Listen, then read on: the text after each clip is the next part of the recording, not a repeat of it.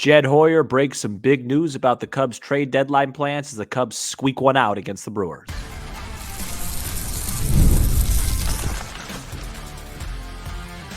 You are Locked On Cubs, your daily Chicago Cubs podcast, part of the Locked On Podcast Network, your team every day.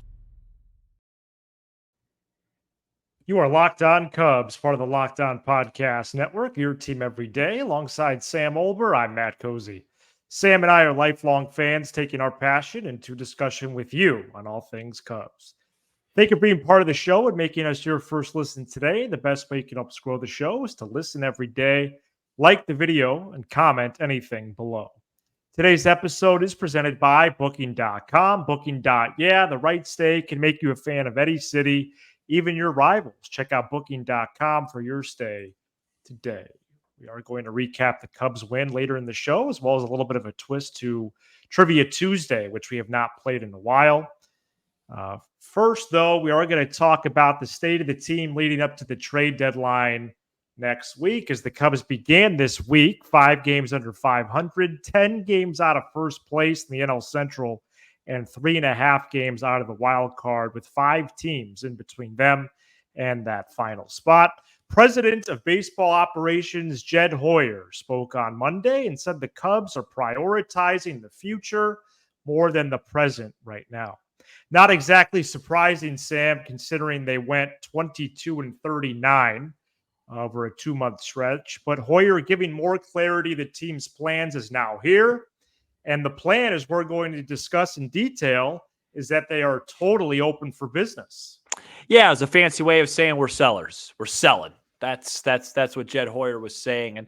And before we get into the who's gonna go, what can you get back for him, I just want to read a quote from Jesse Rogers that I just think is really telling when we think about the season and how the season's evaluated. And the quote was, quote, "The Chicago Cubs told teams a couple of weeks ago that they would probably be willing to trade some of their veterans. But then a sweep of the Orioles in Baltimore before the All-Star break put that on pause. But they're back to subtraction mode after losing a home series to Arizona." He goes on to talk about Bellinger. I wanted to highlight that because, we both, a lot of people like to always say, well, we overreact at things, and sometimes we do. If the Chicago Cubs and their red-hot bullpen find a way to shut the door Saturday night against St. Louis and split that series, and they win that series against Arizona, that's 2 games, Matt. It's a totally different conversation. Every game is so precious throughout the 162. The Cubs had so many opportunities, so many lost chances. We could go back and forth for an hour and talk about games that got away to avoid this moment, to avoid this day, where Jed Hoyer, I thought, publicly made it clear that this team is open for business. And it just shows you how precious it is. And even though we always talk about, I always say this, it's a marathon, it's 162, it's not a marathon. Right? It's not as much of a marathon because, and it's a little bit later this year, but it's about 100, 102. Are you in a spot to add? Are you in that position? Because now the last 50, 55 games, you're going to probably be playing shorthanded over that 162 because you're going to sell. As much as people don't want to hear it, it's the right call. The Cubs made their bed. It's embarrassing that they got here. It's a failure that they got here. Those two things can be true. It's the right call. The Cubs would probably have to sweep the Brewers, win a series in Kansas City to at least get Jed to think about it. The only thing I'll say is I don't think that they're going to make a huge trade where it's like, oh my gosh, the Cubs are going to be terrible. This is their problem, right? They don't have anybody on their team where if they lose, they're terrible. They don't have that. I think the guys that we'll focus on will be Hector Neris, Jameson Taillon, Cody Bellinger. Then there'll be some wild cards like Nico Horner and things like that. I know you're going to talk about some reports. I think some guys today got mentioned just to let the rest of the league know that the Cubs are fully open for business. But I'm not surprised by this. I've been in this mode since that Monday night at Wrigley when Neris gave up the 3-run homer against Thairo Estrada. We made it official a couple of weeks later on the after, right before the 4th. It's very sad. And it's a failure of a season so far up to this point. Yeah, it's disappointing that we're having an episode that has become this much of a reality because you could tell the Cubs are not only open for business and listening mode, but they've told teams, hey, we're ready. Yep. We're ready. And the Athletic reported Monday morning, even before Hoyer spoke, that the Cubs were basically the story was the Cubs aren't buying.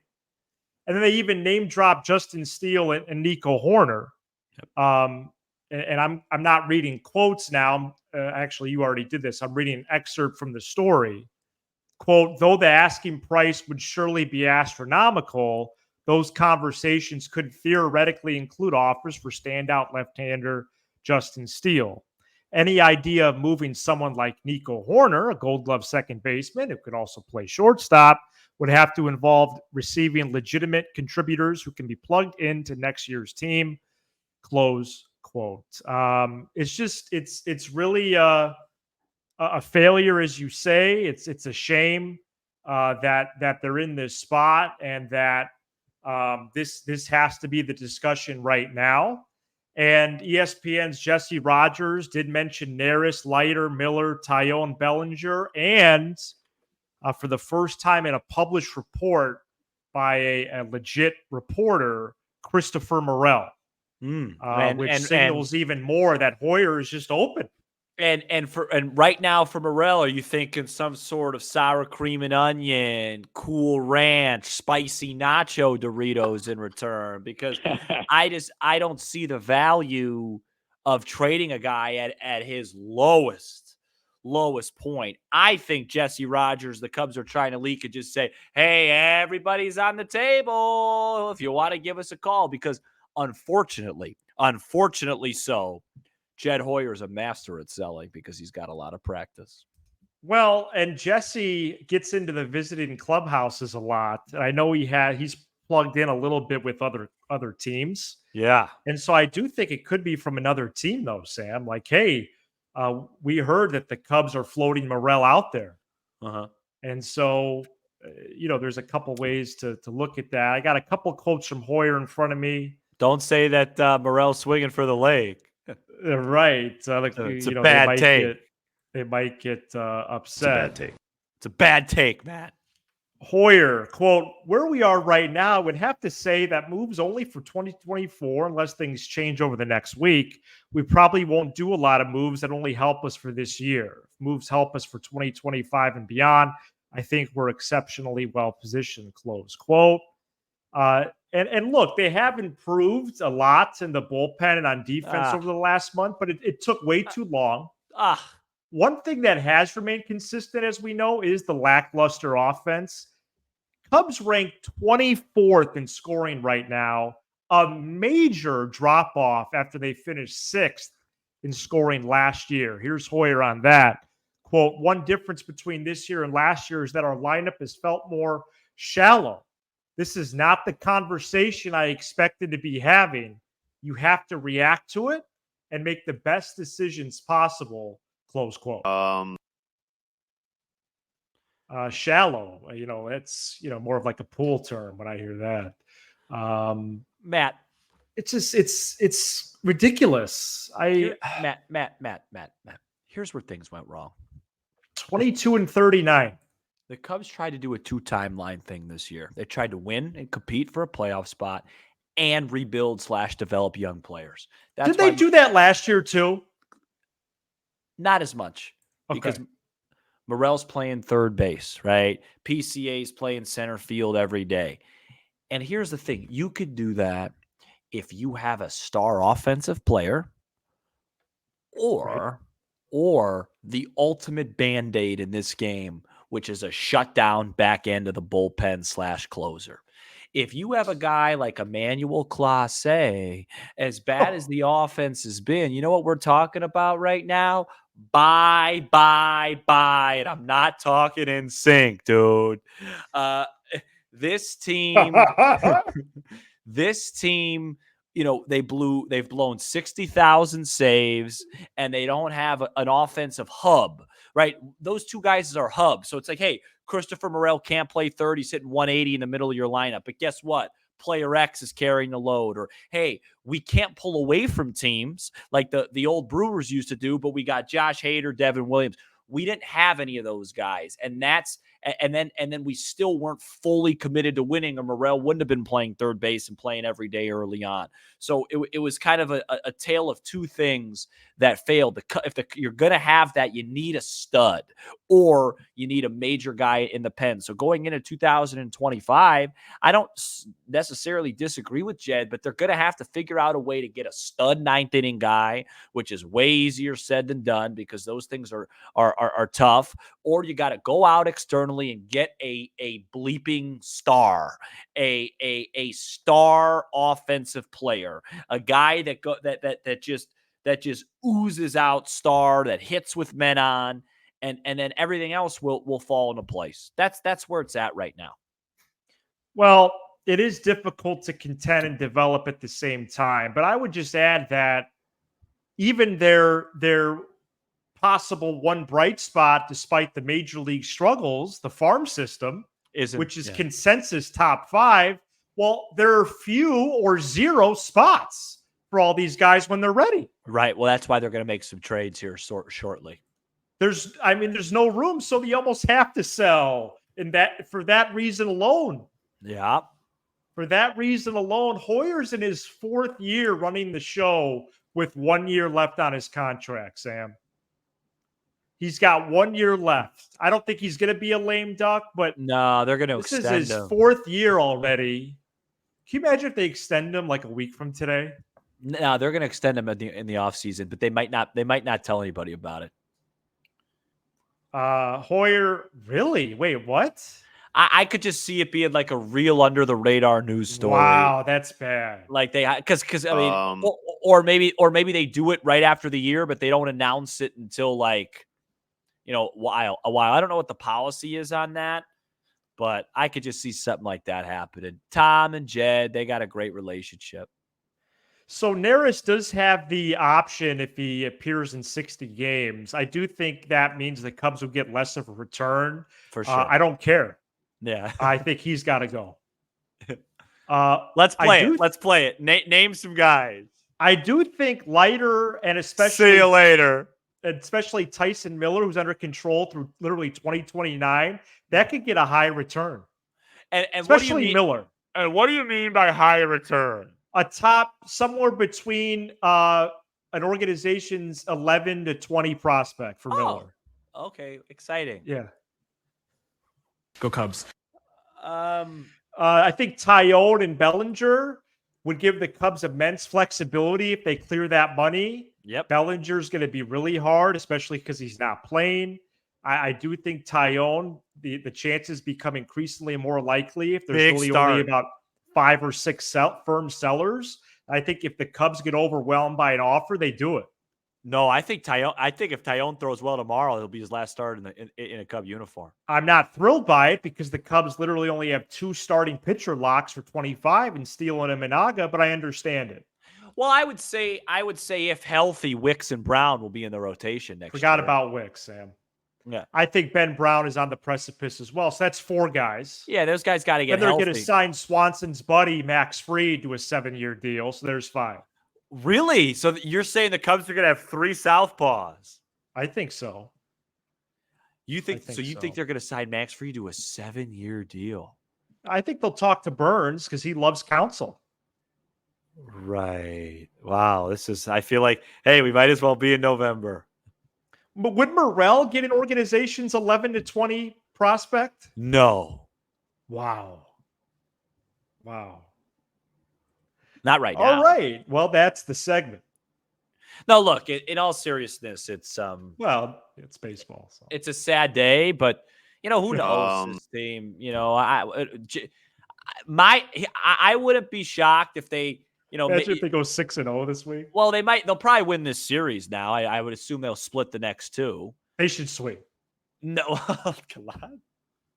Well, they should. What do you mean they should sweep? They've scored 7 runs in the second half. Colin Ray and Joe Ross going for them. Those guys are good pitchers. Again, they've been hurting teams. I don't. You They saw the should. Brewers today. They're meager at times. They should sweep. They've hit one homer in the second half. They should. Well, if they sweep, then that would change things a little bit. They should. These are 50-50 games. Wednesday's probably 60-40 Cubs. But then that doesn't make sense. Then they shouldn't sweep. It'd be nice Well, no, if I'm they just did. saying. No, I'm not. I'm saying it's there for the taking. Well, Steele better not get beat again. Right. I'm saying it's there for the taking. Well, they're favored. They're characterized it. They're favored tomorrow. Okay. Well, there you go. Colin Ray's 9-3 with a 3.77. No, he's been great. Let's just see Cubs numbers against him. Let's go to break. Suzuki's 2 for 5. Coming up next, we recap the Cubs win over the Brewers. Stay tuned. Today's episode is brought to you by Booking.com. Yeah. With summer travel heating up, especially travel for baseball games, it's time to explore those U.S. cities you always secretly wanted to learn more about. Yes, we're talking about your rival cities with hotels, bed and breakfast, vacation rentals, resorts, and so much more on Booking.com. You might just find your perfect stay, even in your baseball rival city. I'll tell you, I wouldn't mind taking a quick drive over to Kansas City this weekend. Watch the great Bobby Witt show us what a superstar looks like. A superstar. And from hotels that look over stadiums to family-friendly resorts, Booking.com has so many choices across the U.S. for your summer travel this MLB season. The right stay can make you a fan of any U.S. city, even your rivals, Matt. Book today at Booking.com on the site or in the Booking.com app. This episode's also brought to you by FanDuel. I love sports. I love them so much. I never want them to stop. But as the playoffs wind down, we get fewer games, and the sports aren't sportsing like I want them to. But FanDuel lets me keep the sports going whenever I want. All I have to do is open the app and dream up bets anytime I'm in the mood. And this summer, FanDuel is hooking up all customers with a boost or a bonus daily. That's right. There's something for everyone every day, all summer long. Tuesday, Big Ten Media Days starts. And of course, Big Ten is really in name only because there's about 27 schools in the conference now. And I went on FanDuel on Monday, looked up Iowa's over-under win total, as the Hawkeyes have been picked to finish fifth in the now stacked Big Ten. 8.5 is the over-under there, and Iowa football wins this fall. A nice, healthy number there. Pretty exciting. Head over to FanDuel.com/lockedon and start making the most out of your summer. FanDuel, America's #1 sportsbook.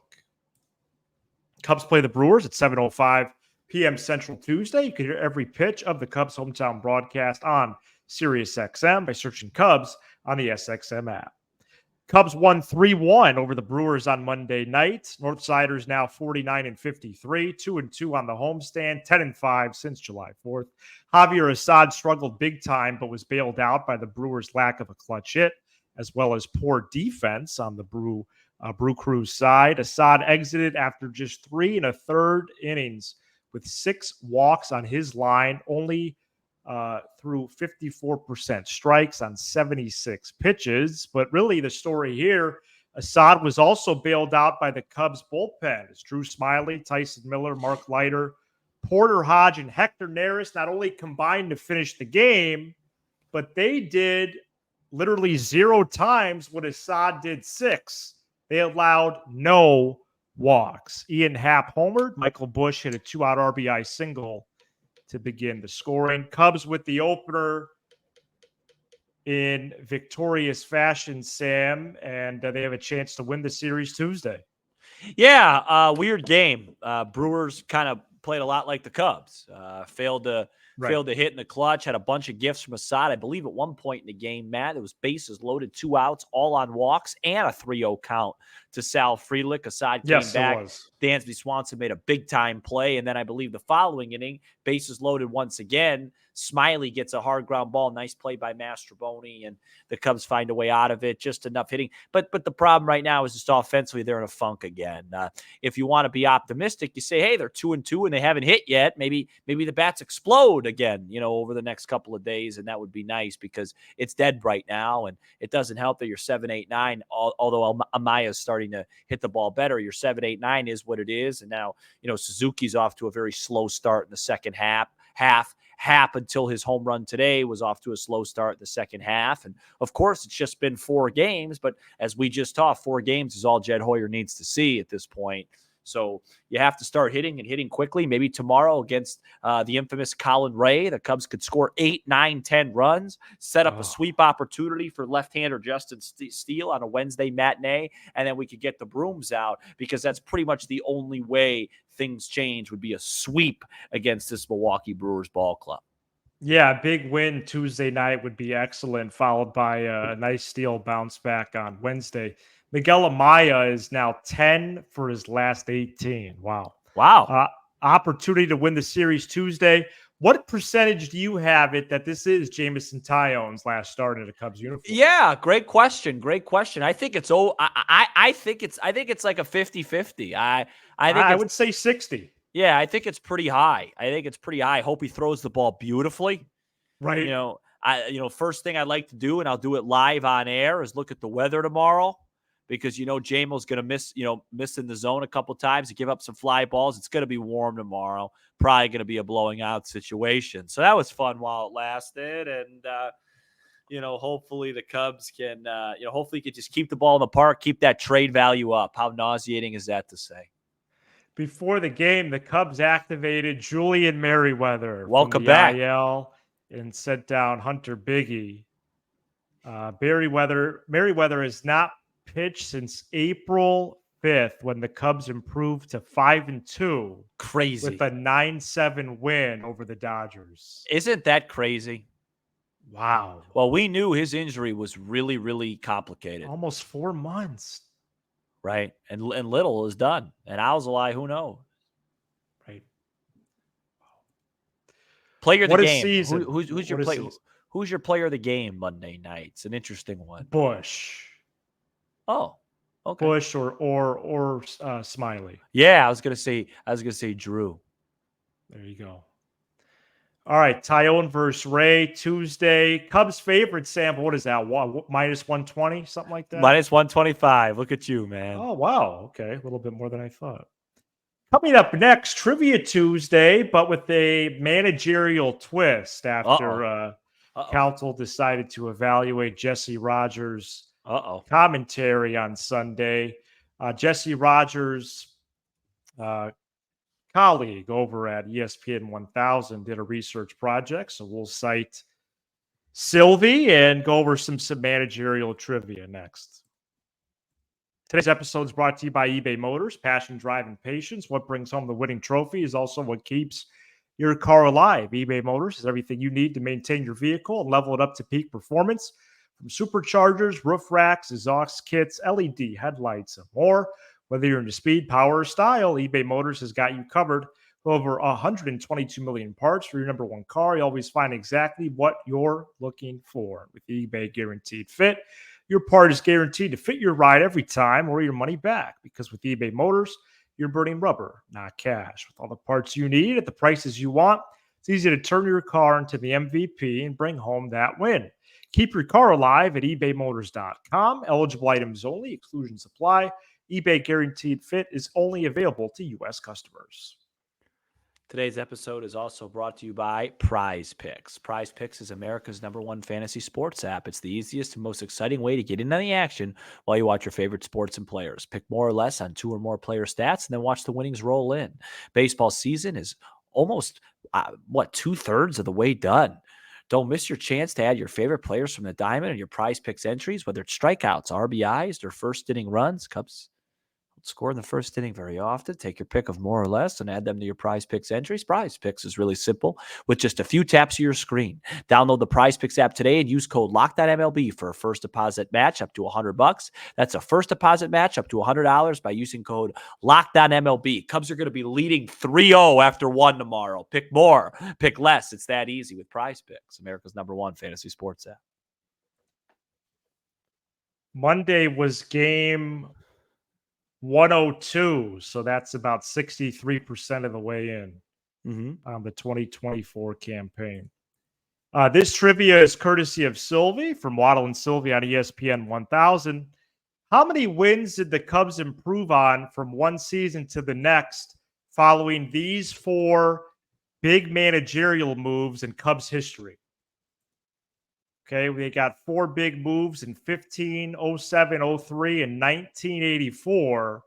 This exercise is in reflection of Craig Counsell right now. He's on pace to be a minus from one year to the next in win total after the Cubs made now 5 big hires in franchise history. Let's go new to old. So the first one is in 2015 with Joe Madden. What was the win improvement there? Do you have a guess on what that was? Plus, I don't have a guess. I know the answer. I believe in 14, the Cubs had 73 wins, and then they finished with 97. So simple math would be 24 wins. Go Cubs. that's correct.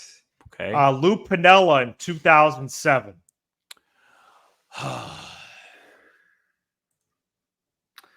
So the 2007 Cubs, I believe won 85 games. Correct. And in how many did they win in 06? I know it was a bad Cubs team. I'm gonna say I don't know this answer. I don't think they lost 100. I'm gonna say 60. I'll say 66 wins. So Correct. I'll say was it 76. So 19 wins. Yeah, wow. So you're 2 for 2. It's incredible what this person could do. This person is Sam Olver, is the best at Cubs history, Cubs content out there. I don't think I know the next couple, but I think you know the next one. Dusty Baker, 03. well, I know they won 88 in 03. I don't know how many they lost in 02. Let's just go with a guess. Man, this is a lot of bad Cubs teams. 60. Okay, I'll say they won. I'll say 63 wins. No, it's higher. 67. Yeah, 67. They were a plus 21. Plus 21. Wow.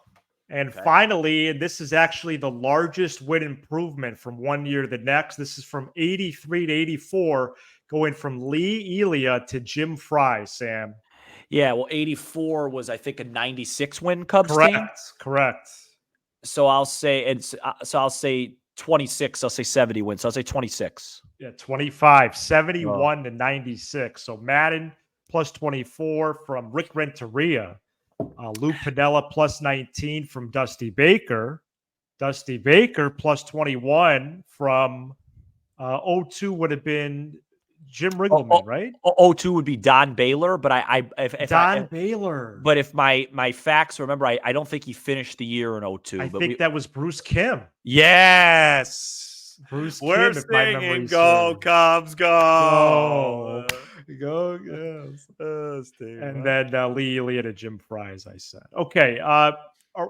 Should we do a live program after Tuesday night's ball game? Yeah, let's go live. Let's go live. Okay. Thank you so much for checking out this edition of Locked On Cubs. You give us 20 to 30 minutes, and we'll give you all things Cubs. I'm not rusty, dude. Be sure to hit subscribe. No, you're not. On YouTube, you must have gotten good sleep Sunday to Monday. Smash the like button for the algorithm. And leave since Don Baylor was a manager. Leave a 5-star review on Apple, Spotify, and everywhere you get your podcast. Wow, that 02 team was bad. 67 wins. So is the 2014. He's Sam Olver. I'm Matt Cozy. This is Locked On Cubs. It's a bad take.